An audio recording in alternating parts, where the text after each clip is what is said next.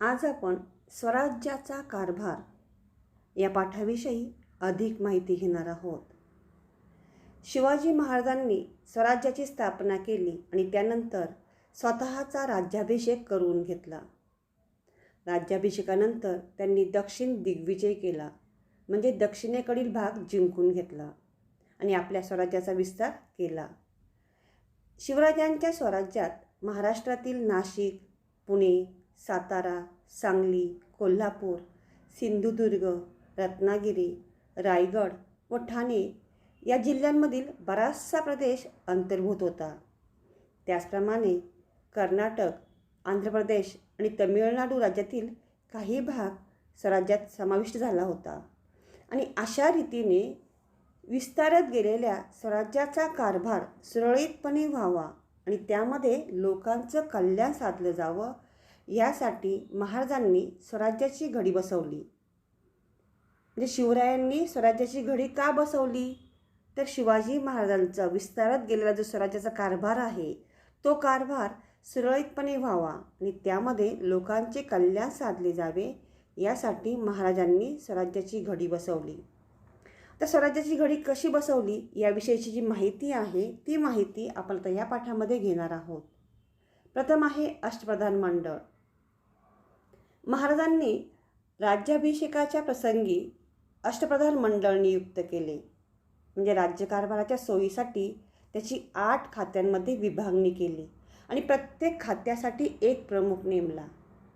8 खात्यात 8 प्रमुख मिळून अष्टप्रधान मंडळ बनले आणि या प्रमुखांची नेमणूक करणे किंवा त्यांना त्यांच्या पदावरून दूर करणे हा अधिकार फक्त शिवाजी महाराजांना होता.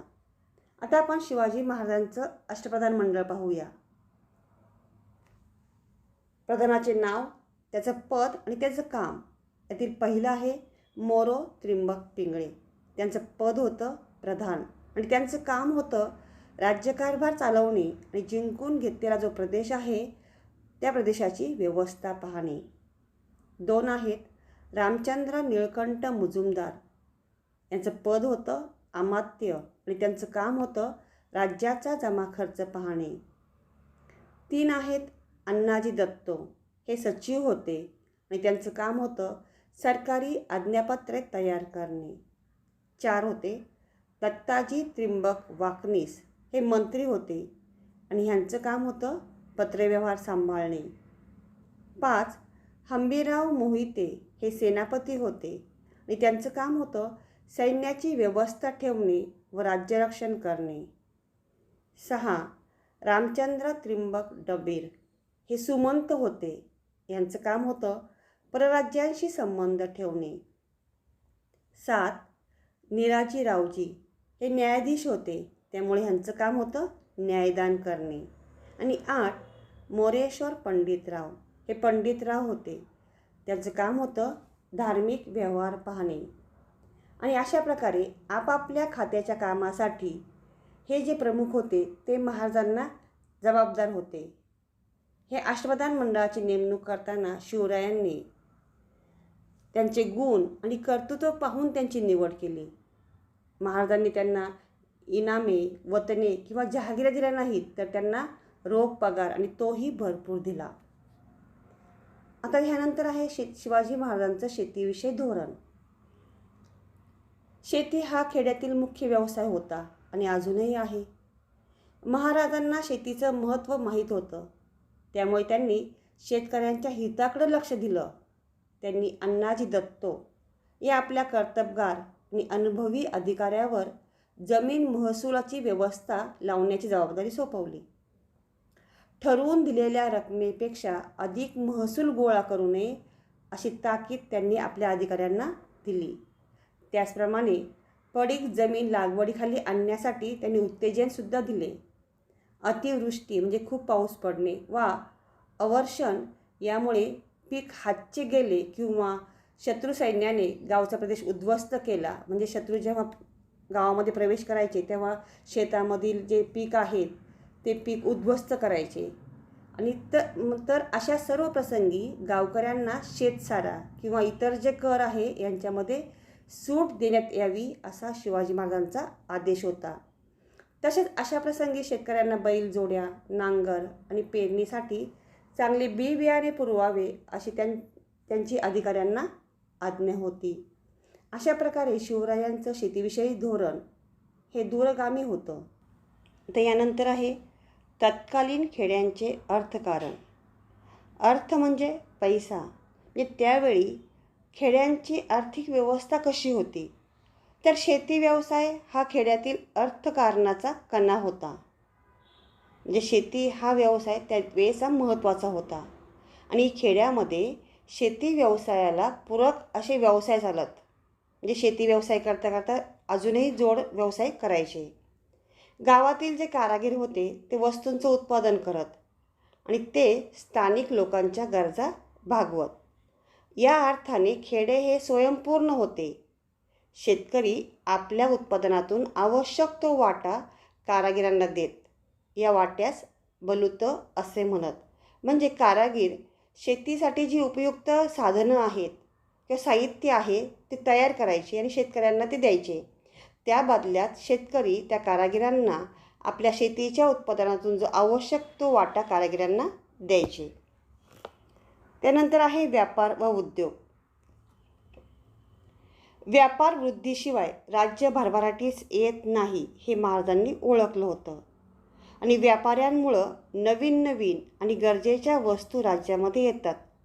त्यामुळे वस्तूंची मुबलकता वाढते, व्यापारसुद्धा वाढतो आणि संपत्तीमध्ये भर पडते. साहुकार म्हणजे राज्याची राजश्रीची शोभा हे आज्ञापत्रातील वर्णन महाराजांचा व्यापाऱ्यांकडे पाहण्याचा जो दृष्टिकोन आहे तो दृष्टिकोन स्पष्ट करणार आहे. साहुकार या शब्दाचा व्यापारी असा अर्थ होतो. आपल्या स्वराज्यातील उद्योगांना संरक्षण देण्याचे महाराजांचे धोरण होते आणि याचं उत्तम उदाहरण म्हणजे मिठाचा उद्योग. त्यांनी कोकणातील मीठ उद्योगाला संरक्षण दिले. त्यावेळी पोर्तुगीजांच्या ताब्यातील प्रदेशातून स्वराज्यात मिठाची आयात मोठ्या प्रमाणावर व्हायची. त्यामुळे कोकणातील स्थानिक मिठाच्या विक्रीवर प्रतिकूल परिणाम होतो हे शिवाजी महाराजांच्या ध्यानात आलं. पोर्तुगीजांच्या प्रदेशातून स्वराज्यात येणाऱ्या मिठावर मोठी जकात बसवली आणि पोर्तुगीजांकडून येणारं जे मीठ आहे ते मीठ महाग होऊन त्याच्या आयातीत घट व्हावी आणि स्थानिक मिठाची विक्री वाढावी हा त्यामागचा हेतू होता. अशा प्रकारे शिवरायांनी स्वराज्यातील उद्योगांना संरक्षण देण्याचं ठरवलं. त्यानंतर आहे लष्करी व्यवस्था. महाराजांच्या लष्कराची विभागणी 2 भागामध्ये होती. एक पायदळ आणि दुसरं घोडदळ. पायदळामध्ये हवालदार, जुमलेदार असे अधिकारी होते. पायदळातील जो प्रमुख आहे त्या प्रमुखाला सरनौबत म्हणत आणि सरनौबत हा पायदळातील सर्वोच्च अधिकारी होता. दुसरा आहे घोडदळ. घोडदळात 2 प्रकारचे घोडेस्वार होते. एक शिलेदार आणि दुसरा बारगीर. तर शिलेदार कुणाला म्हणायचे की ज्यांच्याकडे स्वतःचा घोडा आणि स्वतःची हत्यारे असत त्यांना शिलेदार म्हणायचे. तर बारगीर जे होते त्यांना सरकारकडून घोडा आणि हत्यारे दिली जायची. घोडदळामध्ये बारगिरांची संख्या अधिक होती. घोडदळातही अधिकाऱ्यांच्या काही श्रेण्या पायदळासारख्याच होत्या. सरनौबत हा घोडदळातील सर्वोच्च अधिकारी होता. नेताजी पालकर, प्रतापराव गुजर, हंबीरराव मोहिते असे काही महाराजांच्या घोडदळाचे सरनौबत प्रसिद्ध आहेत.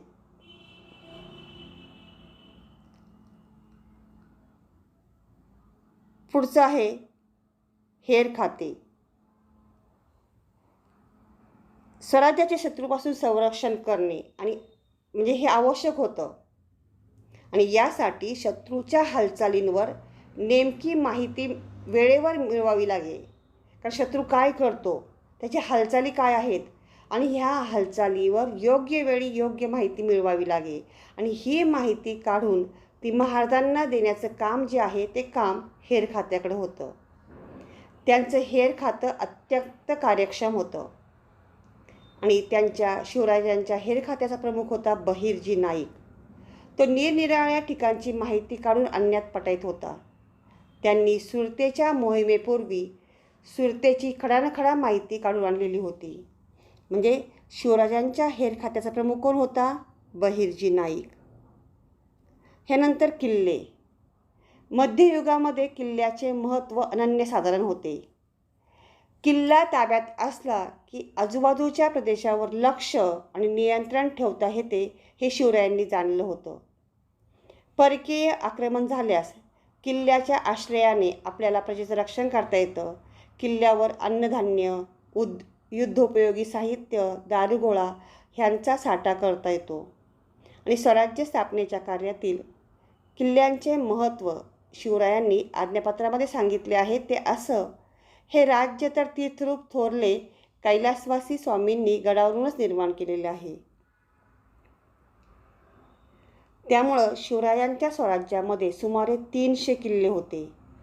ह्या किल्ल्यांची बांधणी आणि दुरुस्ती यासाठी महाराजांनी मोठा खर्च केला. राजगड, प्रतापगड, पावनगड यांसारखे जे डोंगरी किल्ले त्यांनी बांधले आणि किल्ल्यांवर किल्लेदार, सबनीस व कारखानीस असे अधिकारी असत. मुलांनो, असा प्रश्न येऊ शकतो की किल्ल्यावर कोणकोणते अधिकारी असत? तर किल्लेदार, सबनीस आणि कारखानीस असे किल्ल्यावरील अधिकारी. तेथील धान्याची कोठी आणि युद्ध साहित्याची व्यवस्था पाहण्यासाठी कारखानीस हा अधिकारी असे. म्हणजे किल्ल्यावर जी धान्याची कोठी आहे आणि जे युद्ध साहित्य आहे त्या युद्ध साहित्याची आणि धान्याची कोठी पाहण्याची किंवा व्यवस्था पाहण्यासाठी कारखानीस हा अधिकारी असे. आता माहीत आहे का तुम्हाला, यामध्ये शिवाजी महाराजांच्या दुर्गनिर्मितीसंबंधी छत्रपती संभाजी महाराज यांनी बुधभूषण या ग्रंथामध्ये जे वर्णन केलेलं आहे ते लक्षणीय आहे. ते म्हणतात, कर्नाटक देशापासून ते बागलान देशापर्यंत शत्रूंना अभेद्य दुर्गच असे अनेक किल्ले छत्रपती शिवरायांनी सह्याद्री पर्वताच्या उत्तुंग अशा शिखर पठारांच्या रांगांवर जागोजागी बांधले. त्यामागचा उद्देश म्हणजे या पृथ्वीचे रक्षण करणे हा होता. त्यांच्या यशस्वी नेतृत्वाने कृष्णा नदीच्या काठापासून ते समुद्राच्या चारही दिशांसभोवती हे किल्ले बांधले. रायरी किल्ल्यात ते विजयी आणि सर्व राज्यांमध्ये अग्रेसर असे राजे छत्रपती शिवाजी महाराज राहिले. म्हणजे शिवाजी महाराजांनी ओळखलं होतं, ज्याचे किल्ले त्याचं राज्य. आता डोंगर किल्ले झाल्यानंतर सागरी किल्ले. बघा, महाराजांनी सागरी किल्ल्यांचेही महत्त्व ओळखले होते आणि त्यांनी बांधलेल्या जलदुर्गांपैकी मालवणचा सिंधुदुर्ग हा उत्कृष्ट सागरी किल्ला आहे. जलदुर्ग म्हणजे काय? पाण्यात बांधलेले किल्ले. आणि मालवणचा जो सिंधुदुर्ग आहे तोही पाण्यात बांधलेला आहे. तो उत्कृष्ट असा सागरी किल्ला आहे. या किल्ल्याच्या बांधणीमध्ये भक्कमपणा यावा म्हणून त्यांनी किल्ल्याच्या पायाभरणीसाठी 5 खंडी शिसे ओतण्याची व्यवस्था केली होती. आणि त्यांनी सिद्धीला शह देण्यासाठी राजापुरीसमोर पद्मदुर्ग नावाचा सागरी किल्ला बांधला. आपल्या एका पत्रात या किल्ल्याविषयी ते म्हणतात, पद्मदुर्ग वसून राजपुरीच्या उरावर दुसरी राजपुरी केली. हा जो चित्रामध्ये दाखवलेला आहे हा समुद्रात बांधलेला पद्मदुर्ग नावाचा किल्ला आहे. आता आरमार. भारताच्या पश्चिम किनारपट्टीवर गोव्याचे पोर्तुगीज, जंजिराचे सिद्धी तसेच सुरत व राजापूर येथील इंग्रज व खारवाले हे शत्रू स्वराज्य विस्ताराच्या कार्यामध्ये अडथळा आणत आणि या अडथळ्यास पायबंद घालणे आणि पश्चिम किनारपट्टीचं रक्षण करणे याची आवश्यकता होती. आणि यासाठी महाराजांनी आरमार उभं केलं. ज्याच्याजवळ आरमार त्याचा समुद्र हे महाराजांनी ओळखलं होतं. महाराज हे दूरदर्शी होते. जसं ज्याचे किल्ले त्याचं राज्य, त्याचप्रमाणे ज्याच्याजवळ आरमार त्याचा समुद्र, ह्या गोष्टींचा अभ्यास शिवरायांनी केलेला होता. महाराजांच्या आरमारामध्ये विविध प्रकारची 400 जहाजं होती. यामधील गुराब, गलबत व पाल ही लढाऊ जहाजे होती. बघा, शिवरायांच्या आरमारातील लढाऊ जहाजे कोणती? तर गुराब, गलबत व पाल ही शिवाजी महाराजांच्या आरमारातील लढाऊ जहाजे होती. कल्याण भिवंडीची खाडी विजयदुर्ग आणि मालवण येथे जहाजे बांधली जायची, म्हणजे जहाजं तयार केली जायची. मायनाक भंडारी व दौलत खान हे त्यांच्या आरमाराचे प्रमुख अधिकारी होते. शिवराजांच्या आरमाराचे प्रमुख अधिकारी कोण होते? मायनाक भंडारी आणि दौलत खान. बघा, शिवराजांची जी लढाऊ जहाजं आहेत त्यांचं चित्र दिलेलं आहे. हे गुराब आणि हे गलबत. आता करून पहामध्ये सांगितलेलं आहे, भारतीय नौसेनेतील लढाऊ जहाजांची माहिती मिळवा व जहाजांच्या चित्रांचा संग्रह करा. हा तुम्हाला दिलेला उपक्रम आहे. नंतर आहे प्रजेच्या हिताची काळजी.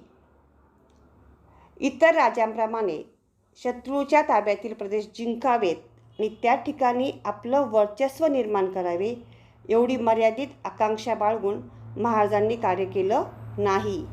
तर त्यांनी कार्य कशासाठी केलं की प्रजेला स्वतंत्र बनवणे हा त्यांचा मुख्य उद्देश होता. प्रजेला स्वतंत्र बनवणे हा शिवरायांचा मुख्य उद्देश होता. आणि प्रजेला स्वातंत्र्याचा खराखुरा आनंद मिळवायचा असेल तर राज्यकारभार शिस्तबद्ध असला पाहिजे. प्रजेच्या हिताची सर्वांगीण काळजी घेतली पाहिजे आणि जिंकलेल्या प्रदेशाचं रक्षणसुद्धा केलं पाहिजे याचं भान शिवरायांना होतं. महाराज हे केवळ सत्ताधीश नव्हते, तर ते काय होते? प्रजाहितदक्ष राज्यकर्ता होते. हे आपल्याला त्यांच्या राज्यकारभारावरून स्पष्ट झालेलं आहे. अशा प्रकारे शिवरायांनी स्वराज्याच्या कारभाराची घडी कशी बसवली हे आज आपण अभ्यासलेले आहे.